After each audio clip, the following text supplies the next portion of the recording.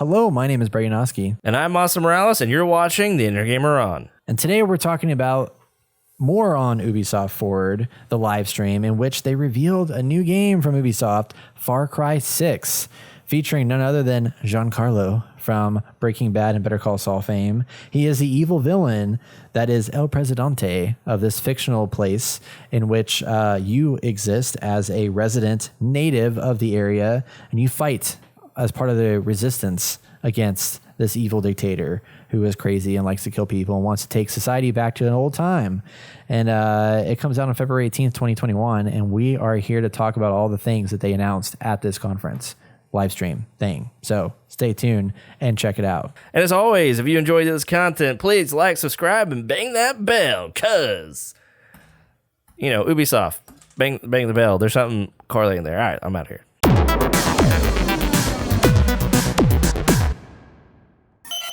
And it's crazy. The last big thing that they had to announce, which was supposed to be a big shocker surprise until it got leaked last week, but it is Far Cry 6 was announced, and it's coming out February 18th of 2021. And this game is the big thing about this game here is it features none other than gosh dang it, I keep forgetting his name. How do you pronounce it? Giancarlo Esposito. That's it.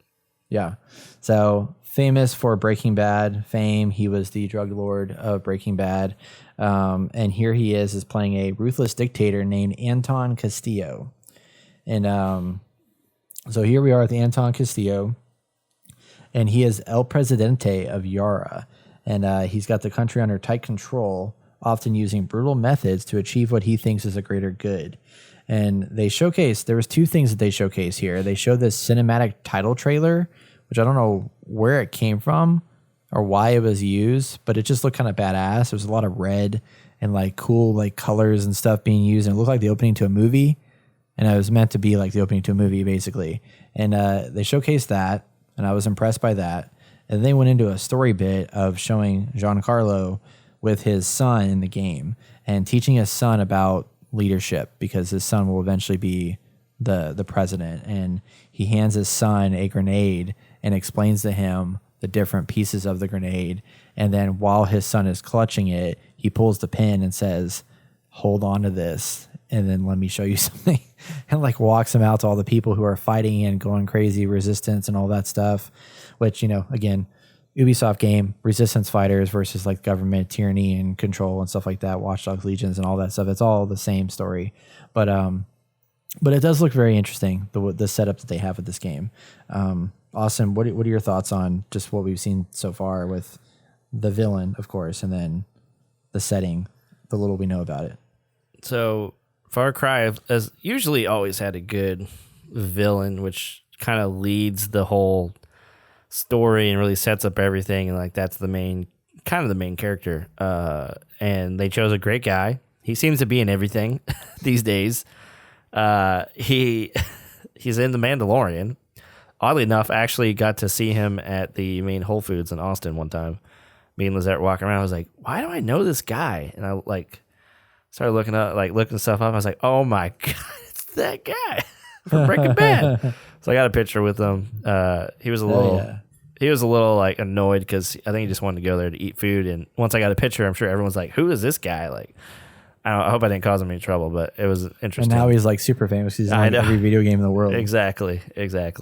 He has that same look in my picture as he does for most of his villain roles. Just that that you an asshat face. I don't know. But yeah, like so far with the trailer, it seems like they kind of built up a pretty decent character that could prove to be some interesting dialogue and story elements involved. So, I mean, again, we don't really know too much, but I'm curious to know how the son is going to play into everything. I hope it's not one of those things where it's just like a setup with this guy and then his son takes over or something like that. But, I mean, it's kind of vague too. I mean, I assume he would be probably in the whole story. I don't know. Or maybe you're the son who grows up and hates him and wants to get revenge or, take him down, and you become the good guy who's a what do you call it, like a rioter or something. I don't know what this term I'm looking for is, but you know what I'm saying. revolutionary against his dad, who's become evil or whatever. I don't know. Yeah, it's going to be pretty interesting because like the setting. I mean, it looks like it's gonna be inside the town, which is uncommon. There's actually some screenshots now that are released online. Oh, Which, really? I've not look seen really good. But I'm looking at a Game Informer article right now where they have everything we know about the game, and they talk about. So to your point, Austin, you were talking about you play as a female. Well, you play Danny Rojos, who you can choose to be male or female. Okay. And that they wanted to explore a character who's fully voiced, fully performance captured, and you can play both male and female. The character was born and raised here in the island, so they're a local. And then someone that they didn't see themselves as part of a revolution, but get swept up in the Libertad movement. So it takes place basically around Cuba. I mean, it's a fictional area, but it's kind of based around the idea of Cuba. And we got the villain, of course. And then the big piece of it is going to be the relationship between Anton and his son, Diego, as well as like how like the triangle of characters come into play later on. So it's got a lot of interesting concepts here. They said that Yara houses a sprawling capital city, Esperanza, and you can navigate the area more stealthily or go guns blazing in firefights through the streets, according to this article. Whereas in past games, you know, there's like a lot of just like you're out on an island or whatever. There's gonna be a lot of verticality here because a lot of the game takes place in a city, which is interesting. And there's also the outskirts and stuff like that outside on the island area. But I'm curious to see how that all comes into play. It's very interesting. It could prove to be another great story game finally from Ubisoft, which is mind blowing again. My concern though is because I was really hyped to play Far Cry 5 when it came out, and I got the game, and then when I got it, I was like, I just don't like this. The thing that I don't like about Ubisoft games a lot of times, more so with like Breakpoint has this problem, but Breakpoint has co-op, which is great.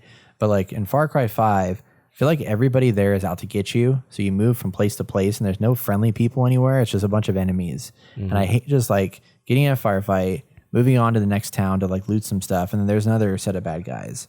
And I just want there to be like some civil, like not unrest. And I feel like this dates back to Far Cry 2. I remember in that game, it's like you just move from place to place and there's always somebody there ready to kill you.